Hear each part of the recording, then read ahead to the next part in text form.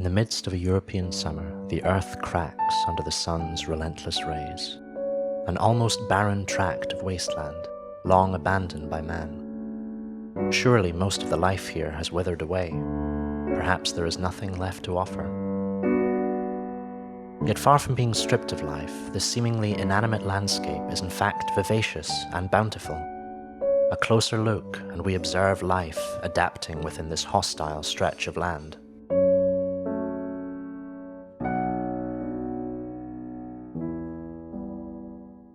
Just a few meters away, pioneer plants have established themselves. Stirred from dormancy, seedlings have sprouted from the ground months earlier.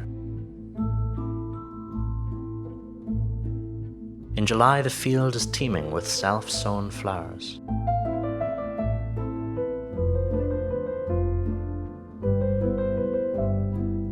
Their vibrant colors are woven with the dry blades of grass. Not only do these plants survive, they thrive and transform this arid soil by replenishing and restoring its structure.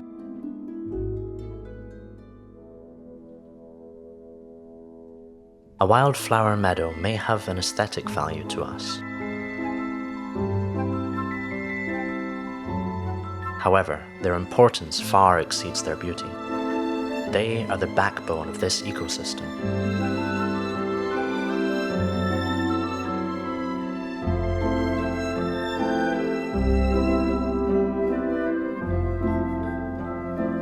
These habitats are home to different life forms, from those invisible to our naked eyes, to a variety of insects,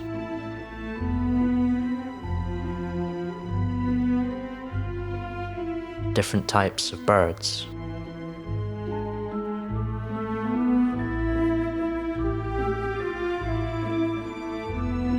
and even small mammals. Together they form a self-sustaining yet fragile ecosystem. As we dissect the constituents of these habitats, we find that all life forms are connected.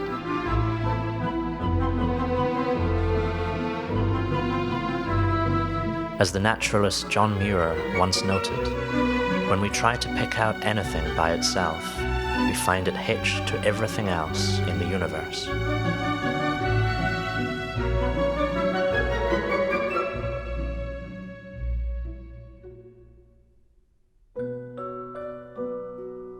At the peak of the flowering seasons, an assemblage of pollinators can be observed.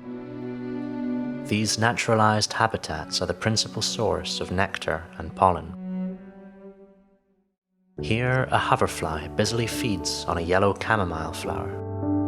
These hovering specialists are important pollinators of both wild and garden plants.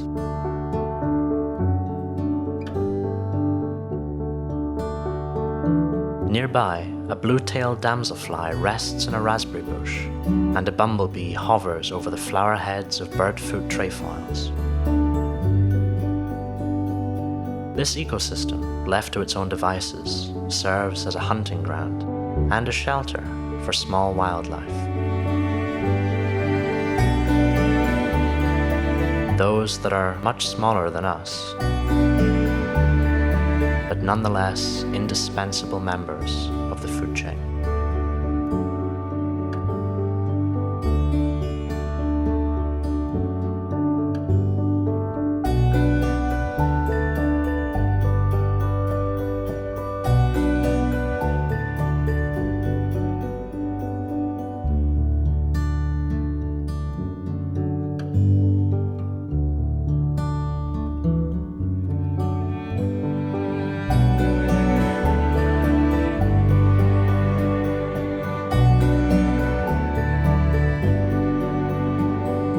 A large part of temperate habitats is composed of members of the Leguminosae family, commonly known as the pea and bean family. Often found growing in wild habitats are the birdfoot trefoil, Lotus corniculatus.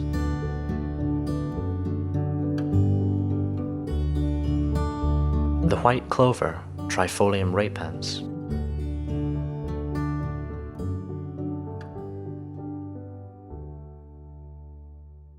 its close relative, the red clover, Trifolium praetens.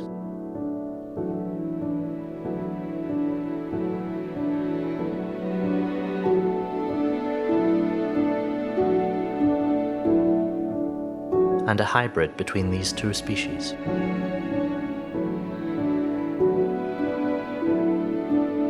Occasionally you may find the crown vetch, Coronilla varia, the hop trefoil, Trifolium campestre,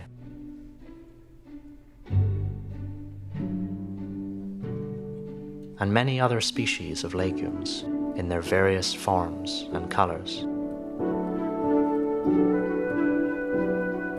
But perhaps more familiar members of this family are those popularly grown in gardens, the broad-leaved everlasting pea, Lathyrus latifolius, wisteria, and lupins, to name just a few.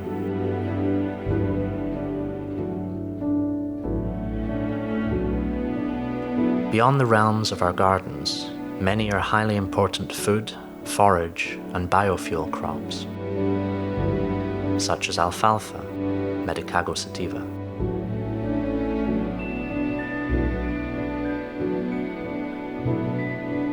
Green beans, lentils, and chickpeas.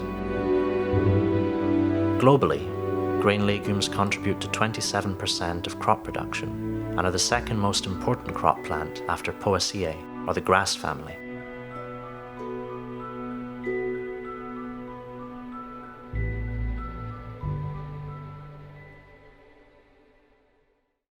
This is not surprising, considering that Leguminosae is the third largest flowering plant family, consisting of almost 800 genera and 20,000 species.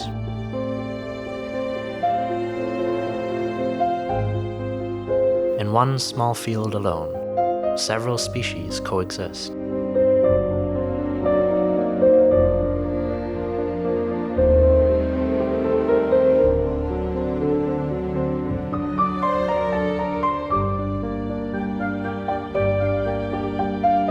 They are highly diverse in terms of morphology, life history, and biogeography.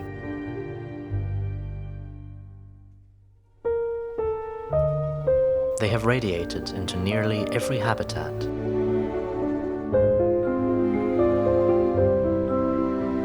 from deserts and savannas to tropical forests and Arctic regions.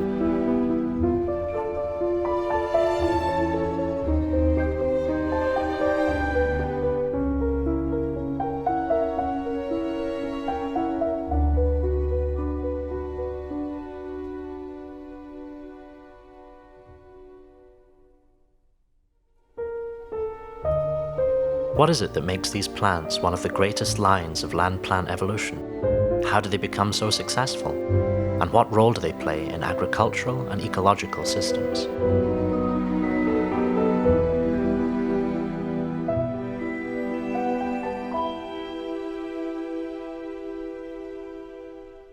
Perhaps this family's evolutionary triumph owes itself to the fact that many legumes possess the ability to engage in a symbiotic relationship with soil bacteria, collectively known as rhizobia. This close interaction between plant and bacteria is advantageous for both partners. In legum-rhizobia symbiosis, bacteria are provided with photosynthetic products derived from the host plant. In return, legumes receive metabolically usable forms of nitrogen, the product of a process termed biological nitrogen fixation, or BNF.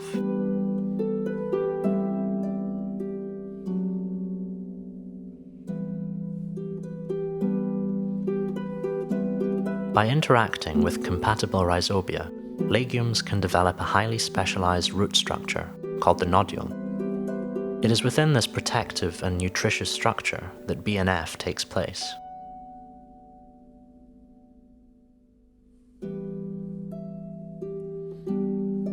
Within legume nodules, rhizobia converts atmospheric nitrogen into ammonia, which is then used by the plant to form many biomolecules, such as proteins.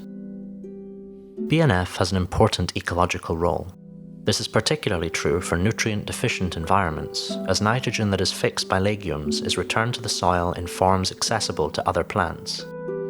At the same time, soil health can be significantly improved, promoting its capacity to support the microbiota, flora, and the living ecosystem as a whole.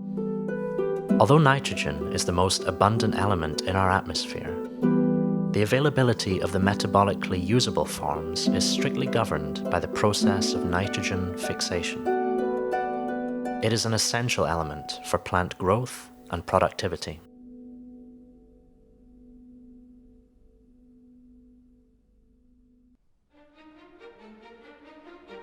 Among all necessary nutrients, it is required by all plants in the largest quantity and is often the most limiting factor for crop yields in agricultural systems. It is hardly surprising then that there is an ever-increasing interest in the application of legumes and BNF to modern crop production.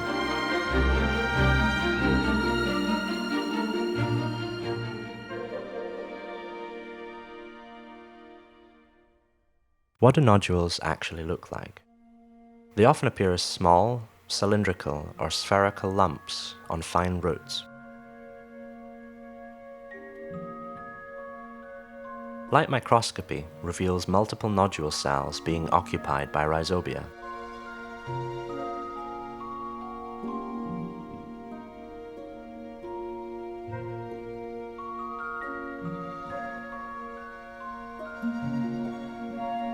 Nodulation is a highly specialized process whereby a specific group of legumes will only interact with certain rhizobial strains and vice versa.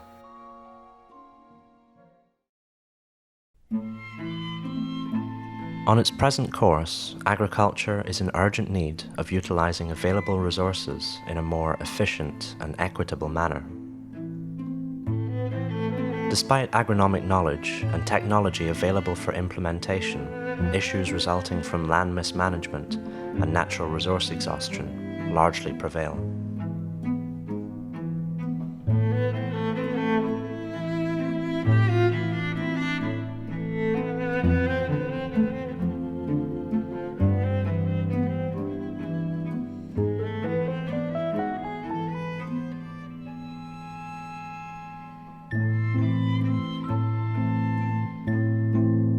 In many regions, the gap between actual and potential yield is widened as a result of inefficient irrigation, nutrient imbalances, and inappropriate practices which lead to soil erosion and degradation. Cultivation of crops on land not suitable for specific species or varieties further leads to an increase in chemical inputs, resulting in large amounts of pollution.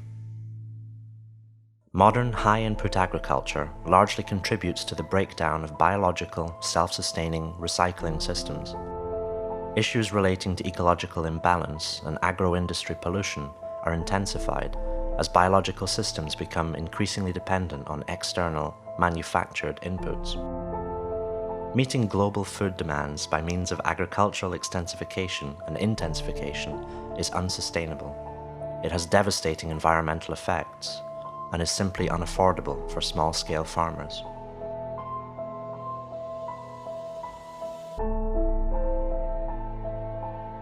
With climate change occurring at an unprecedented speed and global population projected to reach 10 billion by 2050, agriculture must not only be able to increase in productivity, but also shift to more sustainable practices.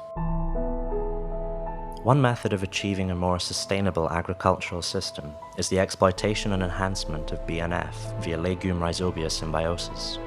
However, the use of legumes in raising productivity in farming systems has largely declined, partly due to new technologies made available during the Industrial Revolution.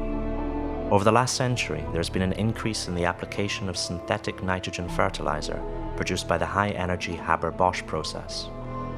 An excess of inorganic nitrogen is detrimental to soil and water by depleting the soil of carbon, reducing soil moisture content, and contaminating water. Ironically, excess nitrogen fertilizer also depletes existing soil nitrogen by promoting microbial utilization of carbon, resulting in the net loss of soil organic matter. Consequently, the soil's capacity to store organic nitrogen is reduced, and large amounts of nitrogen is leached from the soil.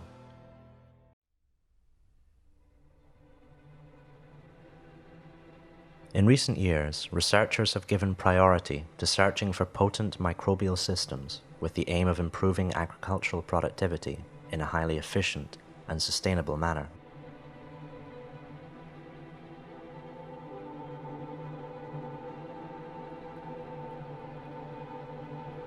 Our research aims to investigate the nodulation status of tropical legumes, with a focus on those growing in the wilderness of the northern and northeastern regions of Thailand.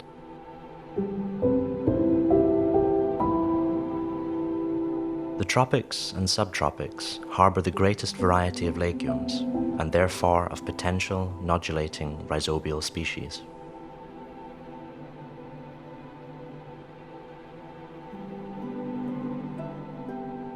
Following current nodulation records, we will investigate all three subfamilies of Leguminosae.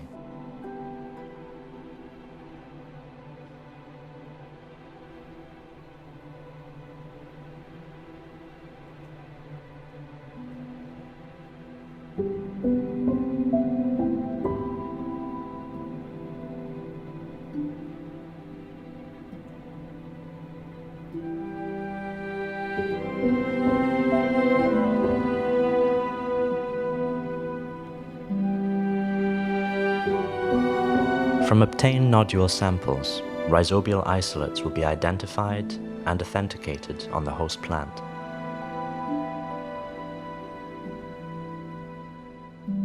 The efficiency of nitrogen fixation can then be determined for each legume rhizobia partner.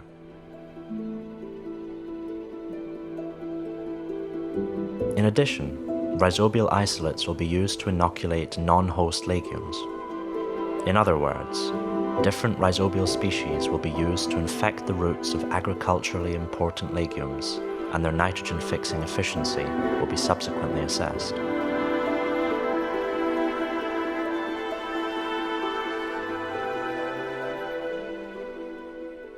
This project could allow us to provide agriculture with new legumes and rhizobia to directly enhance pulse yields.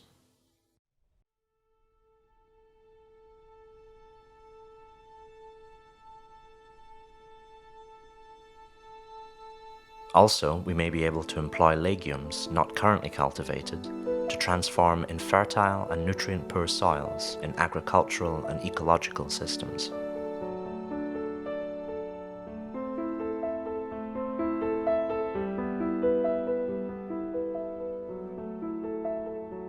Our findings will form the foundation for further research into the specificity and efficiency of legume rhizobial partners, particularly in Thailand, where comprehensive reports are limited. With the scarcity of natural resources in mind, our understanding and application of this specific symbiotic relationship will no doubt play a vital role in future agriculture and ecology.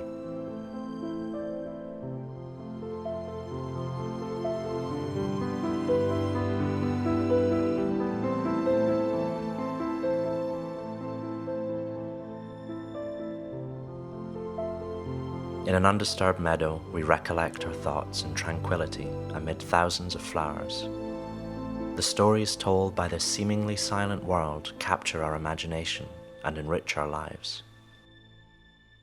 The closer we look, the more intricate these stories reveal themselves to be, often presenting new and unsolved mysteries. The quiet members of this wild habitat continue to play a significant role in our domesticated lives.